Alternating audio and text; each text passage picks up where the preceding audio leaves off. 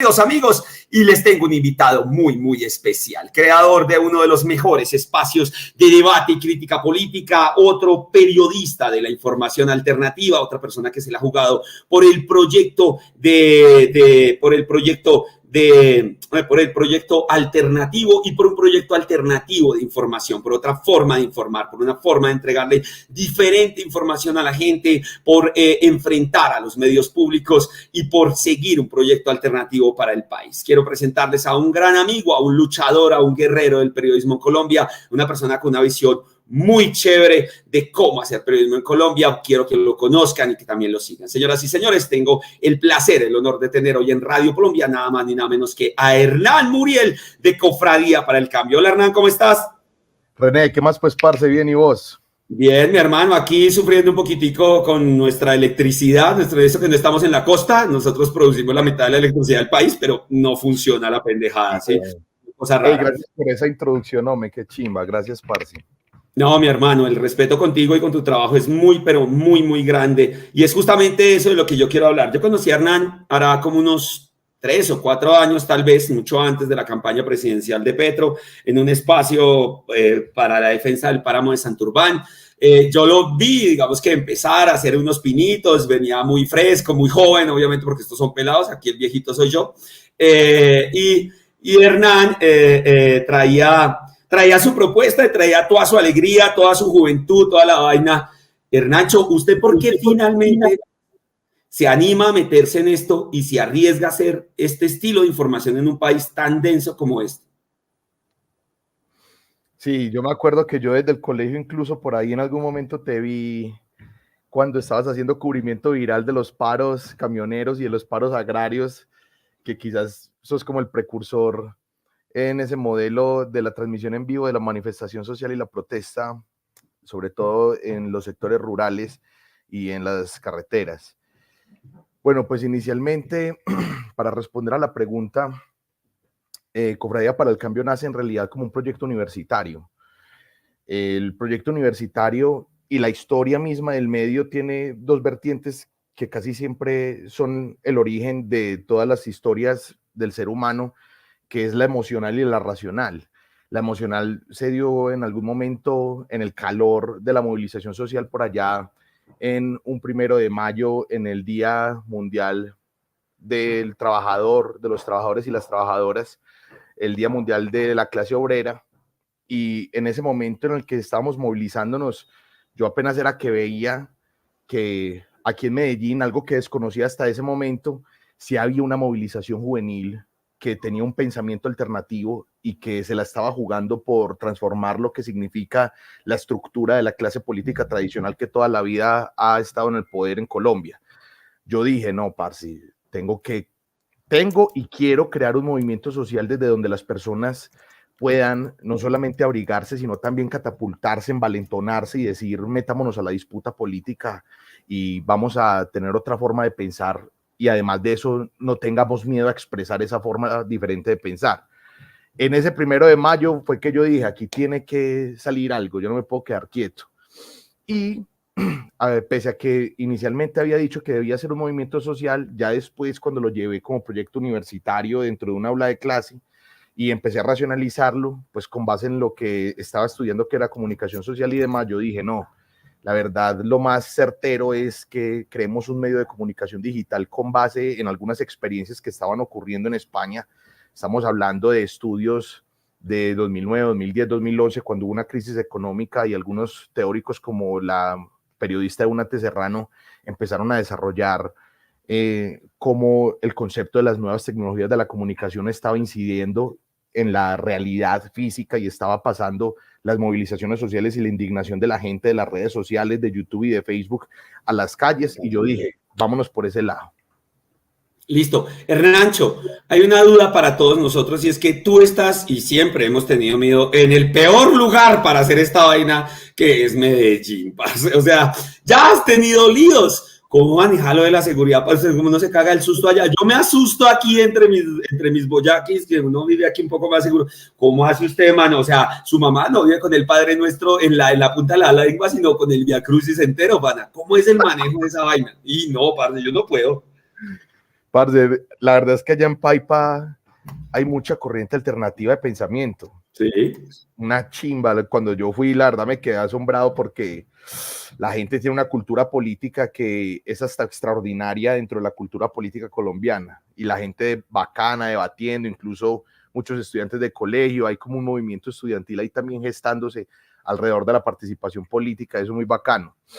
No, aquí en Medellín, pues la verdad yo siempre estoy tranquilo, yo intento no preocuparme sobre mi seguridad y de igual forma siento un gran respaldo de mi familia porque ellos también son muy tranquilos en ese sentido y me dan espaldarazos en vez de, al contrario, no apoyarme.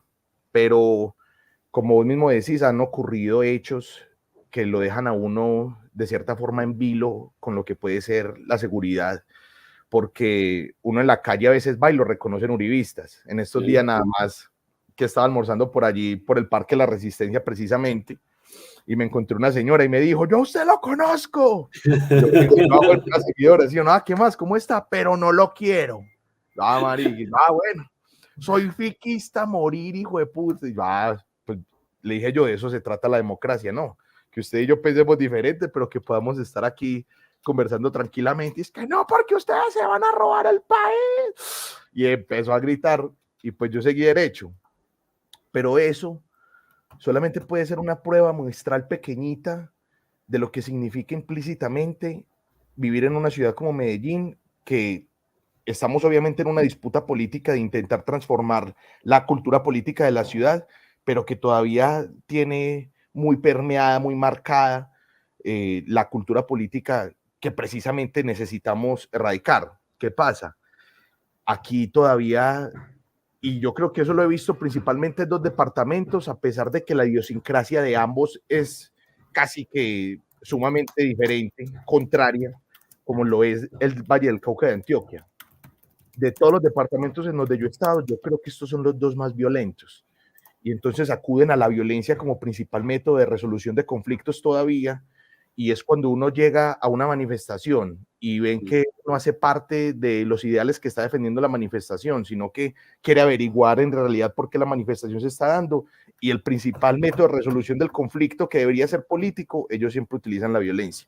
Pasa aquí en Antioquia, yo digo que también lo he visto muy presente en el Valle del Cauca. En otros departamentos donde he estado, que no han sido todos, no me parece que ha sido así, pero entonces eso sí lleva consigo una peligrosidad de salir a la calle y reconocer, uy, parce, aquí en cualquier momento puede haber una situación de riesgo. Por lo tanto, hay que estar siempre cubiertos con el argumento y a fin de cuentas, la base de la sociedad es la confianza. Salir a la calle confiando en el otro ser humano, en que no lo van a asesinar a uno por la forma en que piensa, y yo creo que eso de alguna forma también sí ha cambiado un poquito en el país. Vea, pues, hablando de combatir la desinformación, de tratar de cambiarle el chip que tiene la gente en la cabeza, de la política asociada al odio, voy a una pregunta tácita, ¿sí? que fue polémica esta semana. Hernán, ¿los medios de comunicación masivos embrutecen al pueblo colombiano? La verdad, sí. Sí, embrutecen. Lo que pasa es que el sistema comunicacional colombiano siempre ha tenido esquematizada, muy bien esquematizada, una forma de manipular al pueblo, pero la manipulación no lleva consigo únicamente una intención político-electoral, que vos digas, veas que ellos aquí me están mintiendo para que vote por este, sino que la manipulación obligatoriamente acarrea la instauración de imaginarios sociales, entendiendo que los medios de comunicación son una institución de autoridad social en donde uno como ciudadano corriente le cree, al igual que le cree a la escuela, al igual que le cree a la iglesia, al igual que le cree a un padre de familia, uno mira un medio de comunicación y un noticiero y uno le cree. Por lo tanto, la manipulación tan esquematizada que ellos han llevado durante tantos años en Colombia acarrea la instauración de imaginarios sociales y de pensamientos que ya creemos como verdad. Por lo tanto, vos vas a la calle y hablas con una persona y ni siquiera desde lo metodológico, que es la academia, otra instancia de autoridad social a la que le creemos, sino desde la noxiología, desde lo noxiológico, desde el conocimiento popular, desde todo lo que vemos, vos hablas con alguien y gracias a esa instauración de imaginarios sociales empezamos a ver naturalizadas las problemáticas más bárbaras que hemos sufrido durante décadas, al punto de que matan aquí en la esquina a un líder social y la primera respuesta, reacción que una persona tiene es que dice, pero si lo mataron es porque seguro tenía culebras enredadas. O, pero si lo mataron es porque no estaba en misa. Seguro con quién se estaba metiendo y a quién le debía cosas. Entonces, eso a fin de cuentas obedece al concepto del embrutecimiento, porque estamos incapacitando a las personas a tener una libertad de pensamiento tal para que digan, uy, marica, ese man, ¿por qué lo mataron realmente? Sino que lo que les estamos obligando a las personas, por medio de la instauración de imaginarios sociales, es que naturalicen las problemáticas más bárbaras y de la misma forma, cuando a una mujer la abusen o la violen, dicen, ay, ¿cómo estaba vestida? Ve, y a esa hora ya sola por ahí, es que estaba borracha, y cosas así por el estilo. Eso a fin de cuentas obedece al concepto del embrutecimiento. Y peor todavía, yo creo que Petro se quedó corto porque el embrutecimiento, no solamente hablándolo desde las instancias sociales a las que me estoy refiriendo, sino a la profundidad de la criminalidad a la que obedece el poder mediático de este país, hay que aclararlo y decirlo de esa forma, que cuando nosotros vamos a ver el concepto del embrutecimiento desde un medio como Revista Semana, obligatoriamente hay que ligarlo a Vicky Dávila, que es esposa del sobrino de Cielo Génico y que está dentro del clan de los Génico. Cuando vamos a verlo en la FM, hay que verlo con Luis Carlos Vélez, que es esposo de una de las integrantes del clan de los Char. Después, cuando vamos a verlo a Caracol Radio, en donde antes estaba Darío Arizmendi, vamos a ver que es que Darío Arizmendi tenía empresas fantasma en los Panama Papers. Y así sucesivamente vamos a ver en RCN con los Ardila Lule y nos damos cuenta que en las sentencias de justicia y paz del proceso de desmovilización de los paramilitares con el gobierno de Álvaro Uribe, el bloque Elmer Cárdenas de Santander decía que es que no solamente Postobón, sino también RCN patrocinaba al paramilitarismo y a su bloque específicamente, tanto en especie como en materia financiera. Entonces, parce, cuando nosotros hablamos del concepto del embrutecimiento, ya mencioné lo de los imaginarios sociales instaurados, que es quizás a lo que más explícitamente acude ese término, pero hay que llevarlo a más profundidad y es a la criminalidad. Aquí hay intenciones criminales detrás de la matriz mediática tradicional y eso es lo que a fin de cuentas personas como vos y yo intentamos contrarrestar en la disputa comunicacional colombiana, que lastimosamente nunca en la vida habíamos tenido oportunidad de darnos y como consecuencia eso nos ha llevado a tener una disputa ideológica gigantesca al punto de naturalizar las problemáticas como ahorita conté y al punto de que yo voy a una hijueputa manifestación de oposición al gobierno de Gustavo Petro y una señora se acerca a los periodistas alternativos y les grita que reviva Carlos Castaño y nos grita, yo sería la nueva líder de las AUC. Una señora. Sí. Ella está diciendo, ojalá usted lo maten. Si yo pudiera, los mataría. Eso fue lo que ella nos dijo. Si lo traducimos a entender lo que hizo Carlos Castaño, al asesinato magnicida que perpetró en contra de Jaime Garzón y a cómo, si existiera hoy todavía Carlos Castaño, nosotros tendríamos la lápida pegada a la espalda como quizás la tuvieron los periodistas alternativos y los líderes sociales en ese momento. Si existiera todavía Carlos Castaño, mejor callemos. Racho, hablando de todo tipo de movilizaciones sociales, se ha convocado otra vez a marchar. Petro, el gobierno, los ministros, la izquierda convoca a marchar. ¿Por qué crees tú que estas marchas no son tan masivas como lo fue el estallido social? Precisamente porque estas marchas no son un estallido social, sino que hay que entender que desde diferentes ángulos y puntos de vista, sea políticos o netamente ideológicos, de lo que estamos hablando ahorita, las corrientes de pensamiento social, populares o no, no es un estallido social y por lo tanto sí se está obedeciendo a una disputa política mucho más explícita. ¿A qué me refiero con esto? Yo soy un apasionado de la manifestación social. Y yo creo que la movilización, sin importar a cuál ideología obedece, siempre y cuando tenga personas y sujetos populares ahí moviéndose y estén defendiendo una causa y tengan una argumentación alrededor de esa causa, yo creo que es legítima. Pero cuando nosotros vamos a ver las movilizaciones sociales en este momento, siempre están convocadas desde un sector político y no tienen un origen netamente popular. Por lo tanto, hay gente que dice, yo para qué voy a ir a eso si eso lo llamó Petro, o ir al otro. ¿Yo para qué voy a ir a eso si eso lo llamo? Es que Miguel Polo Polo. Qué vergüenza. Vamos entonces a mirar en cambio el origen del paro nacional, que muchos querían atañarle a Gustavo Petro el origen de esas movilizaciones. Petro no fue el que movilizó a la gente en realidad. A la gente y al pueblo colombiano en ese momento la movilizó la indignación. Y habían un montón de causas que se habían ya convertido en un pliego, pero que posteriormente se deformaron también como respuesta al tratamiento y a las dinámicas dictatoriales que el gobierno de Iván Duque dio como respuesta a esa movilización. Pero en este momento la gente no la está movilizando tanto una indignación, sino una defensa política. Y es más difícil interpretar un momento político como el que estamos viviendo en este momento a como el que estábamos viviendo hace 3 años. Porque hace 3 años era visceral, es que estábamos hablando era del hambre de la gente, huevón. Pues puta, yo voy a salir porque no consigo trabajo desde el COVID-19. Voy a salir porque no recibo un sueldo desde hace 2 años. Estoy trabajando hoy para ver si como por la noche y para ver si le llevo comida a mis hijos. En ese sentido fue que salimos a las calles y veíamos a los niños también al unísono gritando en el balcón, porque era el calor popular entendido desde vamos a buscar la solución a las necesidades y entendiendo que esas necesidades eran históricas, el pueblo tiene que salir a hacer duro con el gobierno que además estaba ensalzado en la corrupción que ya conocemos que todavía es impune. Pero en este momento es más difícil interpretarlo, porque en ese momento era muy emocional, venía del corazón y corazón. Hoy viene desde un punto más racional, pero ve por qué voy a salir a manifestarme en realidad. Hay que tener un proceso de raciocinio más juicioso y decir, no, es que hay que salir a manifestarnos porque en realidad se está entorpeciendo sistemáticamente desde diferentes instancias, sean medios de comunicación o sea sectores políticos, las intenciones del gobierno de dar soluciones reformativas a las necesidades históricas que lastimosamente ellos no solamente han provocado, sino que hoy quieren perpetuar.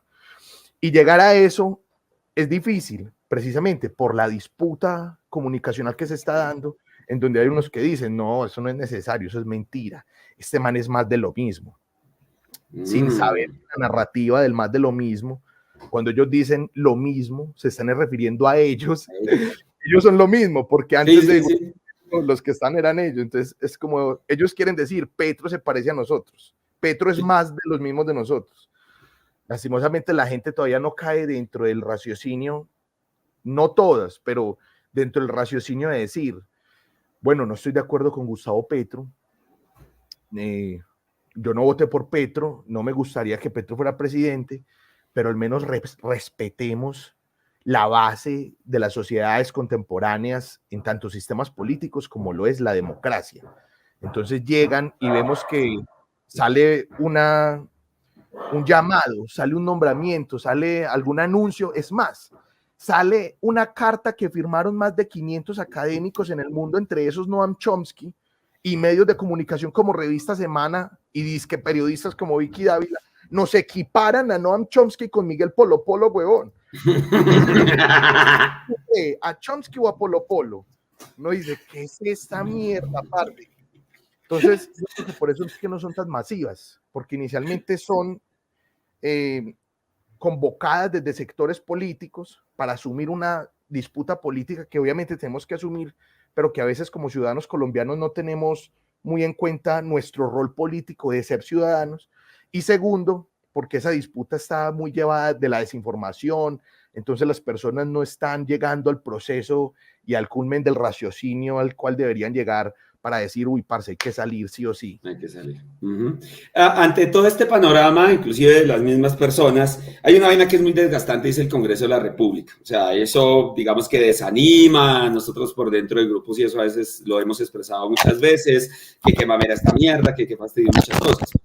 Pero ¿tú crees que las reformas tienen futuro? Lo clave es lo estructural. ¿Tú crees que las reformas tienen futuro en ese Congreso?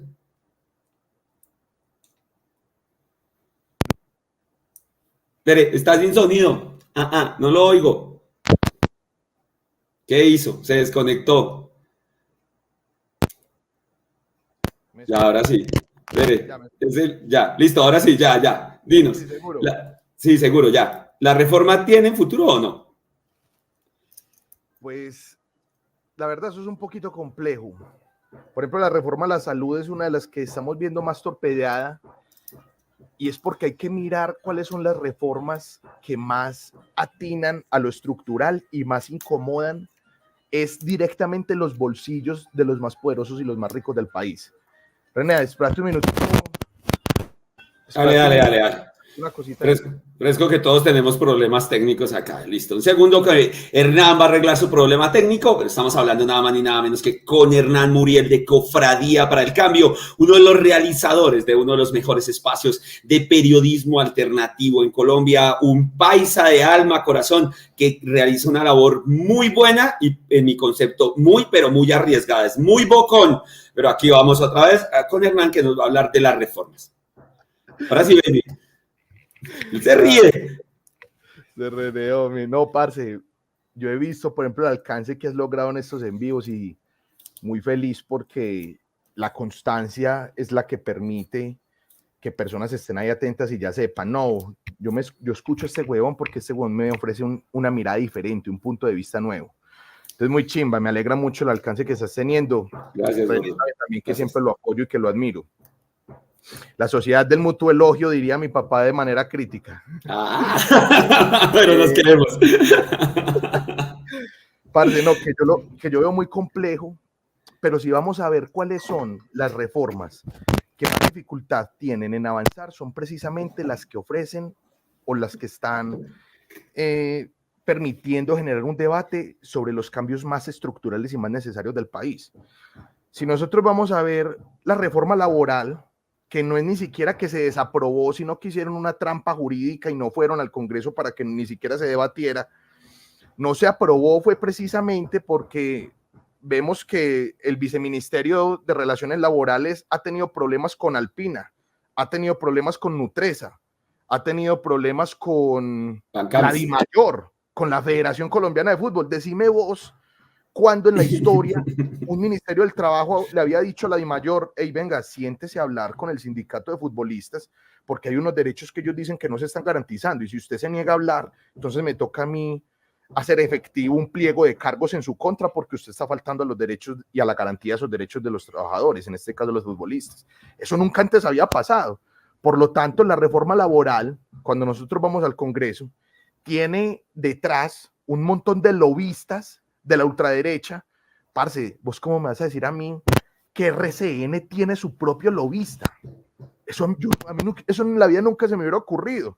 Y cuando yo fui al Congreso me dijeron, vea, ese man es lobista de RCN. RCN, ¿por qué debe tener una persona que se está moviendo por las oficinas de los congresistas diciéndoles, venga, no apruebe la reforma laboral y yo a usted le doy esto? ¿Qué? ¿Qué significa eso, marica? En ese orden de ideas, así como lo hace RCN, probablemente lo hará Nutresa, probablemente lo hará Alpina, probablemente lo hará Colanta, probablemente lo hará la DIMAYOR, y es porque son reformas que van a reestructurar espacios en donde siempre de manera impune se ha atentado en contra, en este caso en específico, de la clase obrera. Vimos el escándalo que ocurrió allá en Ibagué con la empresa de los hermanos Charry, en donde un video muy viral, el man insultaba a los trabajadores y les decía como si fuera un coronel del ejército, ¡fórmese!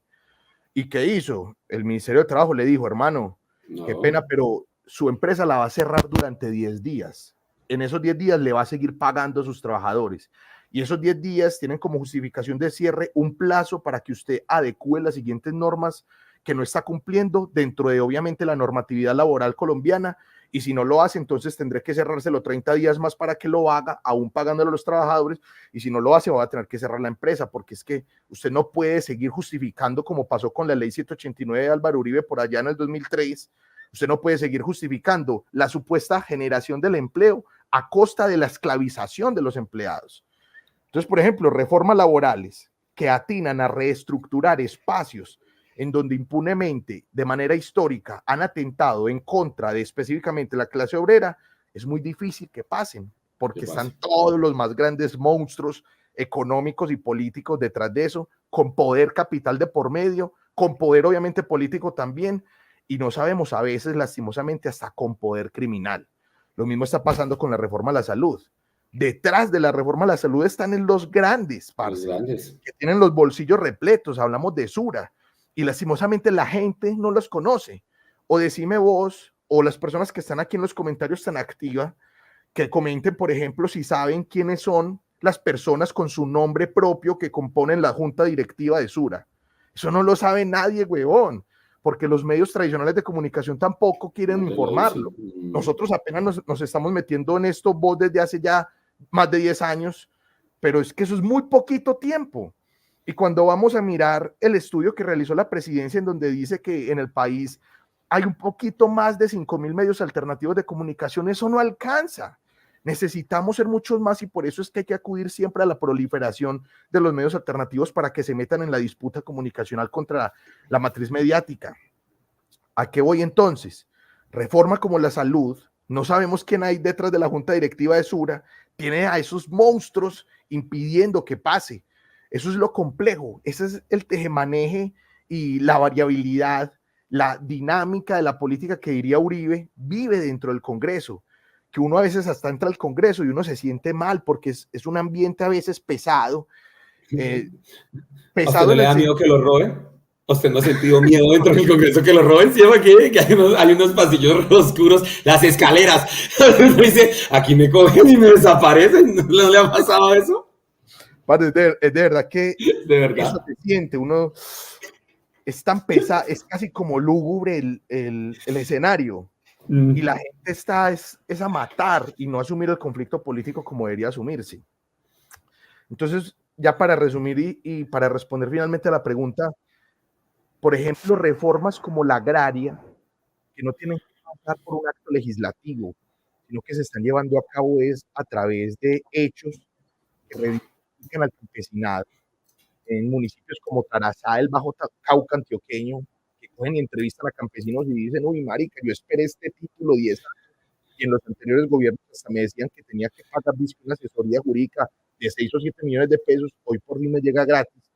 Yo tengo fe en que las reformas que no pasan por acto legislativo, como la agraria, y que están teniendo reestructuración significativa, obviamente en zonas como el campo y la ruralidad colombiana, son las que deben catapultar con resultados y hechos las otras reformas por actos legislativos, porque es a partir de las que no necesitan actos legislativos y que se están viendo los resultados que hay que hacerle entender al pueblo, que hay que presionar al Congreso para que cumpla con su labor legislativa y que no se salgan, por ejemplo, como pasó en el anterior periodo legislativo, de la plenaria para ni siquiera discutir la reforma laboral y que ésta se caiga por falta de quórum y no por desaprobación. Mi hermano, bueno, chévere panorama. Hernancho, usted como, yo los conozco a usted, lo conocí al lado de Aquino, conozco a Camilito, son paisas, repaisas, son re ultra paisas, son medellinenses, no les puede tocar el roto y tal, que si no les dice que esa olla inmunda y boleta se enzorran y tal, y le dicen no quiero rolo y bobo y tal, pero ¿ya puso su millón para las carreteras? Yo ya lo puse, weón, yo lo publiqué y todo, yo ya lo mandé. ¿Qué? ¿Y qué le puso? ¿De parte de tu JP medellinense o qué? No. ¿Cómo le ha ido, JP? ¿Cómo le ha ido? No. Se desbarató, se cayó, le recordaron ese pasado nefasto y murió. Se la montas mucho, mi hermano. No, pero parce, la verdad es que nada más mi mamá ahorita me está diciendo la noticia. Imagínate, por ejemplo, que asesinaron a la persona que tenía a cargo la contratación que se realizó entre la alcaldía de Quintero y un clan político del suroeste antioqueño para que realizara el mantenimiento de los jardines aquí en Medellín. Yo no sé si de pronto ustedes se dieron cuenta que hubo un escándalo del uribismo, que porque los jardines no se estaban manteniendo en forma y que la ciudad está visque fea. Sí. ¿Qué pasó? ¿Por qué ocurrió eso?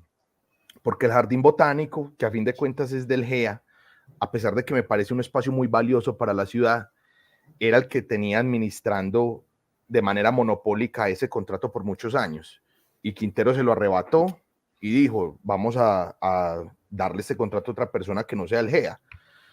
Y pues esperando uno que el contrato al menos llegara a una convocatoria pública, no sé, que hubiese utilizado otra herramienta jurídica para otorgarlo, lo que hizo fue que se lo dio a dedo a otro clan económico político del suroeste, que esa sí era la crítica que realizábamos.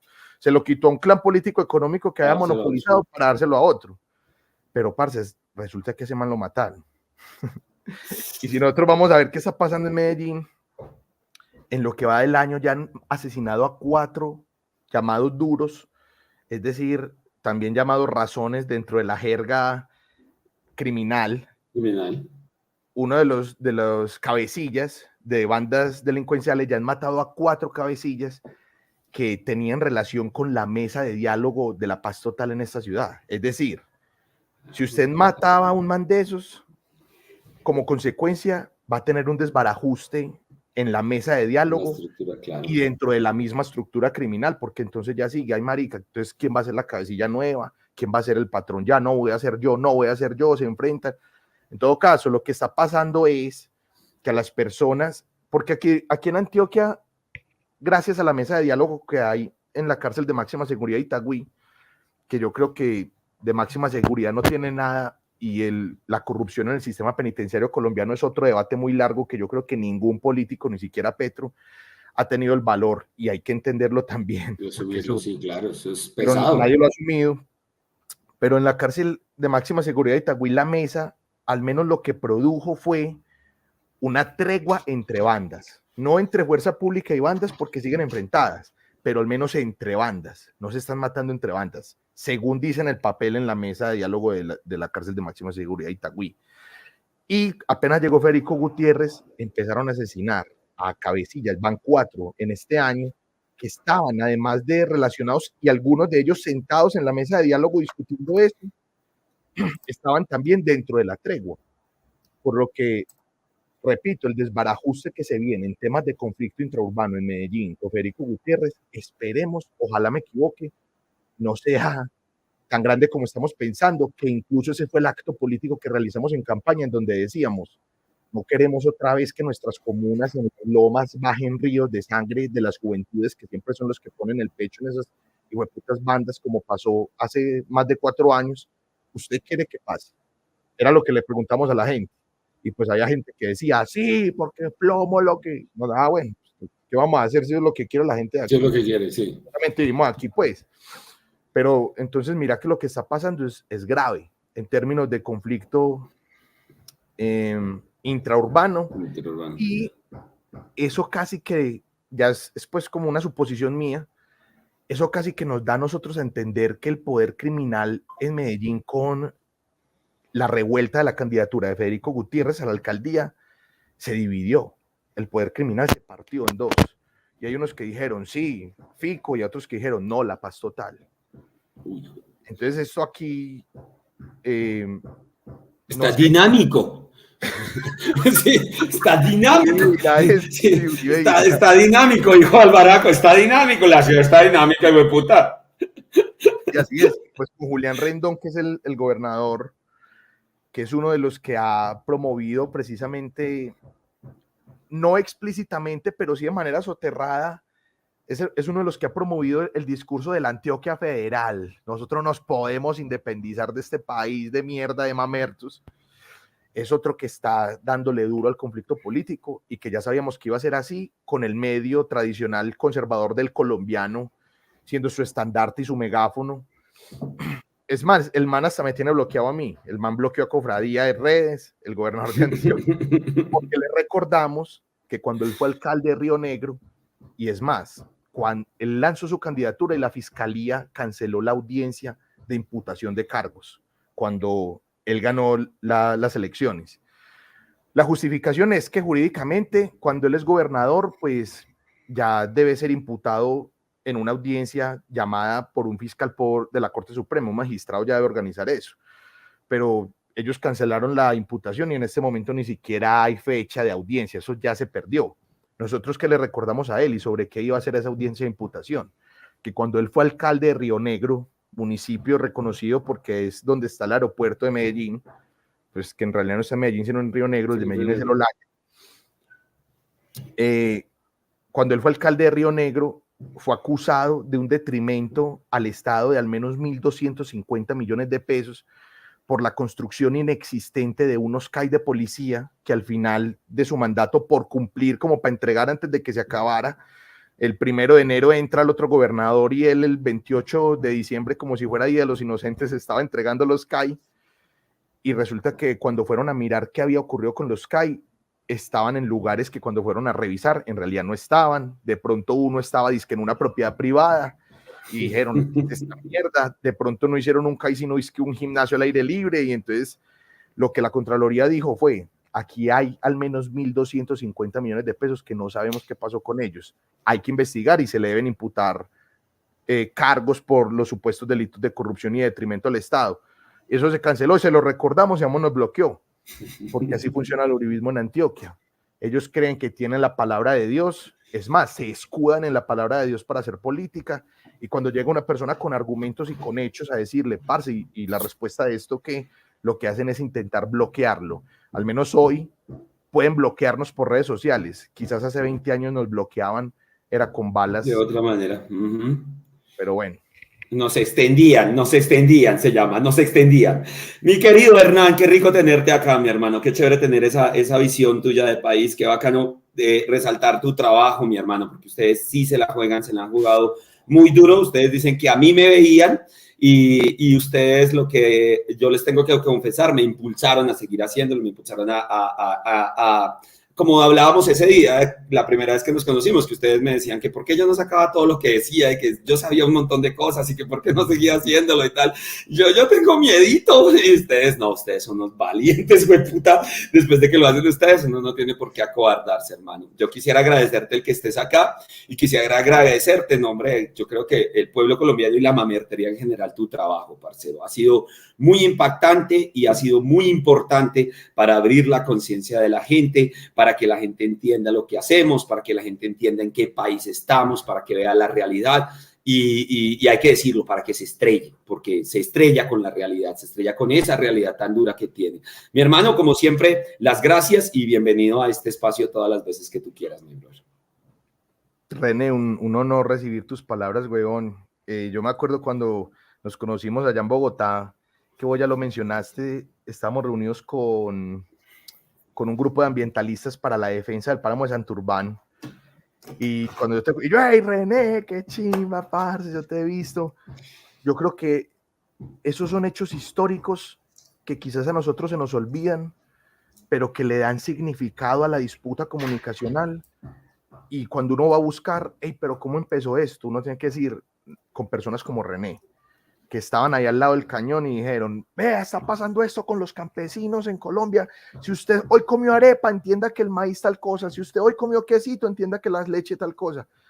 Ahí es donde uno dice, hitos que han contribuido a que la cultura política del país se transformara al punto de que hoy por fin tenemos, por ejemplo, un gobierno alternativo, y que hoy por fin nos estamos dando una disputa comunicacional y decimos, uy, al menos yo puedo salir aquí en Medellín y caminar y yo no siento que me van a matar, y no creo pues que eso vaya a pasar.